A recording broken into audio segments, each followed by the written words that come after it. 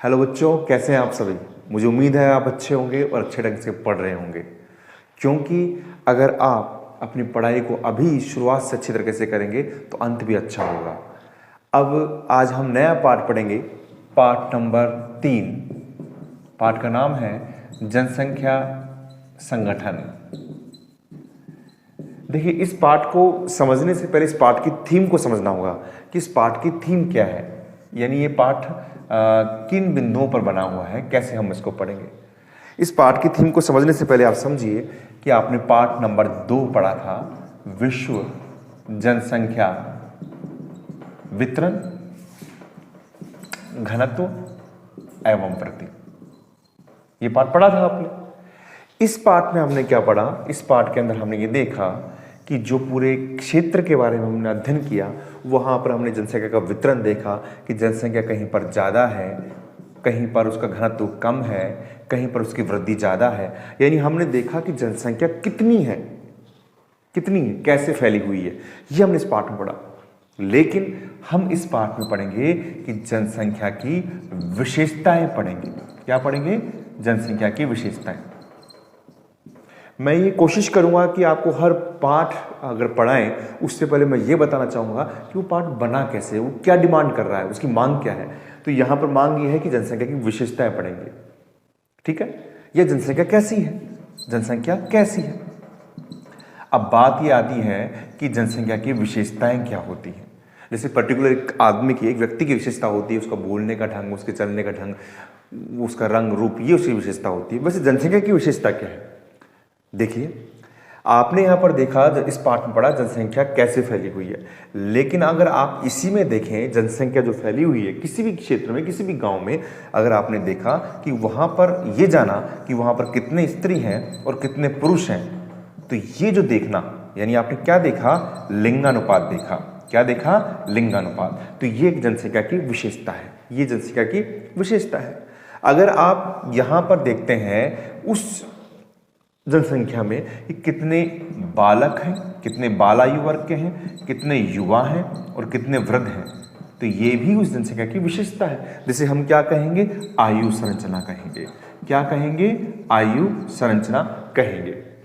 इसके साथ में अगर हम ये देखते हैं इसके साथ यहाँ पर कि यहाँ पर जो जनसंख्या है वो ग्रामीण है या नगरीय है, तो ये भी जनसंख्या की विशेषता हो गई।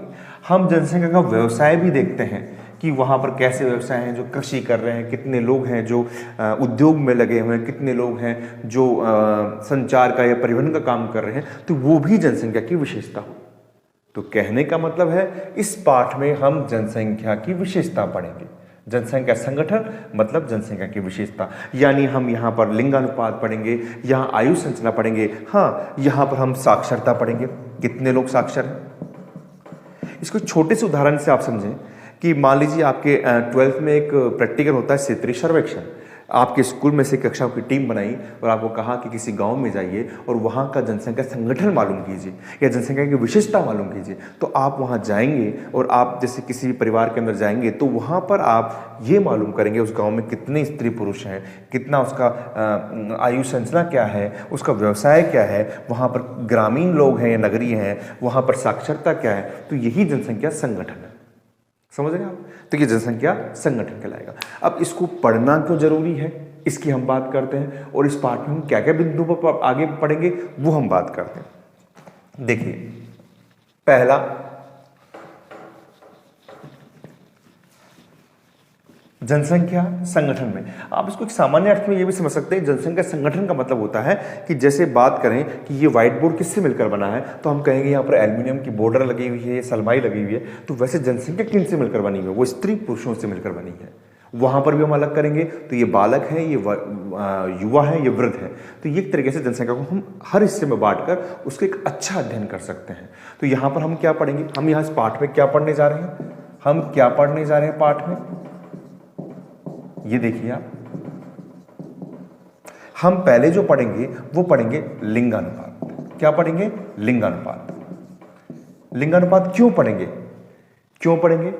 किसी भी क्षेत्र का अगर आप कोई अब हम किसी राज्य की बात करते हैं या छोटे से जिले की बात करते हैं, वहाँ जो सरकार की योजनाएं बनती है वो ये देखती है कि वहाँ पर स्त्रियों की स्थिति कैसी है, पुरुषों की स्थिति कैसी है, स्त्रियां कितनी हैं, पुरुष कितने हैं, और उसको जानने के लिए हमको लिंगानुपात निकालना पड़ेगा। यानी सरकार की योजनाएं इस फैक्टर पर काम करेगी। ये आप जानते हैं कि वहाँ पर स्त्रियां कितनी हैं, पुरुष कितने हैं, तो इस पर काम करती हैं।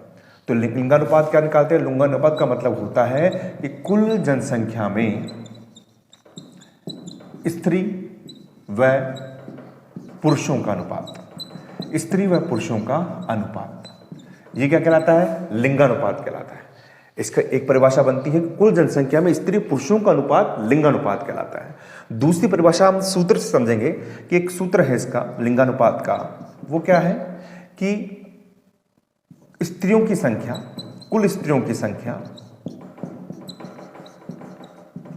बटे कुल पुरुषों की संख्या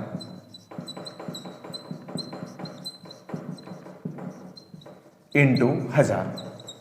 ये सूत्र है। और ये सूत्र कहां पर, किस परिप्रेक्ष्य में सही है? भारत के परिप्रेक्ष्य में से ये सूत्र बिल्कुल सही है।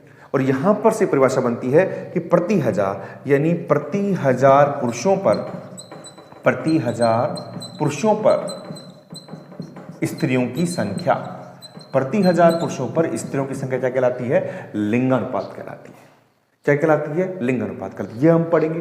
क्यों पढ़ेंगे ये आप समझ रहे हैं? क्योंकि इससे सरकार की योजनाएं तय होती है कि किस योजना में हम कहां पर स्त्रियों की, क्योंकि देखिए लिंगानुपात अगर अच्छा होगा इसका मतलब वहां पर स्त्रियों की संख्या अच्छी है।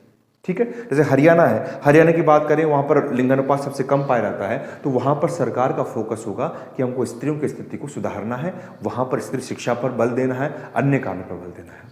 ठीक है, हम इसके अलावा हम क्या पढ़ेंगे? लिंगानुपात के अलावा क्या पढ़ेंगे हम दूसरा इसके अंदर पढ़ेंगे आयु संरचना।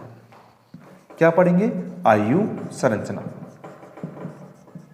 आयु संरचना में क्या होता है? 3 फैक्टर काम करेंगे। पहला होगा बाल आयु वर्ग, बाल आयु वर्ग, या यहां पर बाल आयु वर्ग आएगा 0 से 14 वर्ष में, यानी 0 से 14 वर्ष के जो बच्चे होंगे वो बाल आयु वर्ग में आएंगे। फिर एक आएगा 15 से 59 वर्ष, जो आएगा युवा या प्रौढ़ आयु वर्ग। ये क्या आएगा? युवा व प्रौढ़ आयु वर्ग। फिर आएगा 60 से ऊपर, 60 से ऊपर जो होगा वो होगा वृद्ध आयु वर्ग। ये हम देखेंगे। ये क्यों देखेंगे? वापस वही बात, क्योंकि सरकार अपनी जब योजनाएं तय करेगी तो वो देखेगी कि कहां पर हमको फोकस करना है, बालक पर फोकस करना है या फिर युवाओं पर करना है या वृद्ध पर करना है। युवा कितने हैं तो नौकरियों का जो बेरोजगारी है उस पर ध्यान देना है, तो ये सब यहां से पता लगेगा। यहां पर आप देखेंगे जो युवा वर्ग जो है वही ऐसा वर्ग है जो विवाह की आयु के लिए भी यहीं पर है, प्लस अर्थव्यवस्था में भी योगदान देगा, क्योंकि नौकरियां यहां पर करेंगे। तो ये जो आयु वर्ग कहलाएगा, इसको हम कह सकते हैं कि क्रियाशील आयु वर्ग है। और इस क्रियाशील आयु वर्ग पर बालक, जो बाल आयु वर्ग है वो भी निर्भर है अपने भरण पोषण के लिए, और वृद्ध भी है। तो इन दोनों को हम कहते हैं आश्रित आयु वर्ग। क्या कहेंगे? आश्रित आयु वर्ग। इसके बारे में हम थोड़ा सा आगे पढ़ेंगे, लेकिन आप समझ रहे होंगे कि ये जनसंख्या के संरचना, जनसंख्या के जो संगठन है उसमें हम इसको पढ़ना होगा। अच्छा, अब देखिए इसी में से एक फैक्टर पढ़े हम यहाँ पर, थर्ड हम यहाँ पर लेते हैं। आपने पढ़ा लिंगानुपात यानी स्त्री पुरुष, और आपने पढ़ा आयु संरचना। आपने ये पढ़ लिया कि किसी भी क्षेत्र में कितने स्त्री और पुरुष हैं, और आपने ये पढ़ लिया कि वहां पर बालक कितने हैं, युवा कितने हैं, वृद्ध कितने हैं। हाँ, लेकिन हम एक चीज हो रहा है, हम देखेंगे इन दोनों को अगर हम जोड़ दें, आयु को और लिंग को जोड़ दें, तो एक होता है आयु लिंग पिरामिड। क्या होता है? आयु लिंग पिरामिड। ये 3 प्रकार का होता है, इसके बारे में विस्तृत चर्चा करेंगे। लेकिन है क्या, समझिए आप, आयु लिंग पिरामिड, इसके अंदर क्या होता है कि हम विभिन्न आयु वर्गों में, जैसे 0 से 5, किसी क्षेत्र में किसी भी गांव में 0 से 5 का जो आयु वर्ग है उसमें हम मालूम कर सकते हैं कि कितने मेल हैं और कितने फीमेल हैं। जैसे मान लीजिए 100 मेल हैं और यहाँ पर मान ले 80 फीमेल हैं। हम मालूम कर सकते हैं 10 से लेके 20 तक में, या 10 से लेके 15 तक में कितने हैं, 15 से लेके 20 में कितने हैं। यानी आयु लिंग पिरामिड से हम लिंगानुपात से तो केवल स्त्री पुरुष मालूम कर सकते हैं, आयु संरचना से हम मालूम कर सकते हैं कितने आयु वर्ग में कितने हैं, इस आयु वर्ग में कितने बच्चे हैं, लेकिन आयु लिंक पिरामिड से हम प्रत्येक आयु वर्ग में स्त्री और पुरुषों की संख्या को ज्ञात कर सकते हैं। यानी यहाँ पर जो सरकार की योजना बनेगी और अच्छे ढंग से बन सकती है। क्योंकि मान लीजिए आपको शिक्षा पर ध्यान देना है तो आप पढ़ेंगे जैसे 6 से लेकर 14 वर्ष के बच्चे, वही देखेंगे आप। तो जब छोटे बच्चों को देखेंगे तो आप फोकस करेंगे 0 से 5, 10 से 15, यानी यहाँ पर फोकस करेंगे यहाँ पर कितने पुरुष हैं और कितने स्त्री हैं। तो यहाँ पर आयु लिंक पिरामिड को इनको जोड़कर ही इसको आगे बढ़ा गया है। ठीक है, ये आप समझ गए। हम इस पार्ट में और क्या पढ़ने जा रहे हैं, हम इस पार्ट में आगे जो पढ़ने जा रहे हैं वो पढ़ने जा रहे हैं ग्रामीण और तीसरा पॉइंट है ग्रामीण और नगरीय संगठन। ग्रामीण और नगरीय संगठन यानी जो भी जनसंख्या के बारे में अध्ययन कर रहे हैं वो ग्रामीण है या नगरीय है, ये हम जानना चाहेंगे। ग्रामीण की परिभाषा आप पहले भी पढ़ चुके हैं, 9th में और 10th में पढ़ा होगा कि ग्रामीण जनसंख्या की परिभाषा जो सामान्य परिभाषा वो ये है कि अगर 75% पुरुष जनसंख्या कृषि कार्यों में संलग्न हो तो वो क्या कहलाती है, कृषि कार्यों में संलग्न हो तो वो ग्रामीण जनसंख्या कहलाती है। और नगरीय जनसंख्या की परिभाषा ये है कि अगर 75% पुरुष जनसंख्या गैर कृषि कार्यों में संलग्न हो, गैर कृषि का मतलब उद्योगों में हो, अन्य कामों में हो, खेती नहीं करती हो, तो वो क्या होगा, नगरीय जनसंख्या होगी। क्या होगी, नगरीय जनसंख्या होगी। तो हम इस चीज का भी हम मालूम करेंगे। ठीक है, तो आपने इस पाठ में क्या पढ़ने जा रहे हैं, हम लिंगानुपात पढ़ने जा रहे हैं, आयु संरचना। हम एक बार बताना चाहूंगा आपको, अब जो पाठ है हम उसमें हर पॉइंट को हम अलग अलग पढ़ेंगे। मैं पाठ को ज़्यादा लंबा नहीं करूंगा इस बार, मैं ये कोशिश करूंगा कि पाठ 15 से 20 मिनट का हो, जिससे हम अच्छे ढंग से सभी चीज़ों को समझ सकें। अब यहाँ पर आपने ग्रामीण नगरीय संगठन समझ लिया। आखिरी में हम इस जनसंख्या संगठन में क्या जान सकते हैं, जो इसकी विशेषता है वो है व्यावसायिक संरचना। व्यावसायिक संरचना ये हम जानना चाहेंगे। व्यावसायिक संरचना क्या होती है कि उसे कार्यों के आधार पर उसको बांटा गया है। जैसे मान लीजिए अगर कोई गैर कृषि कार्यों में है या प्रकृति से जुड़े हुए कार्यों में है तो वो प्राथमिक व्यवसाय में आएगा। दूसरा आता है द्वितीयक व्यवसाय, जिसमें प्रकृति से प्राप्त पदार्थों का रूप परिवर्तन कर उसका मूल्य बढ़ा दिया जाता है, ये हम आगे पढ़ेंगे, द्वितीयक व्यवसाय। तीसरा तृतीयक व्यवसाय, जिसमें प्रत्यक्ष सेवाएं आती हैं। चौथा चतुर्थक व्यवसाय,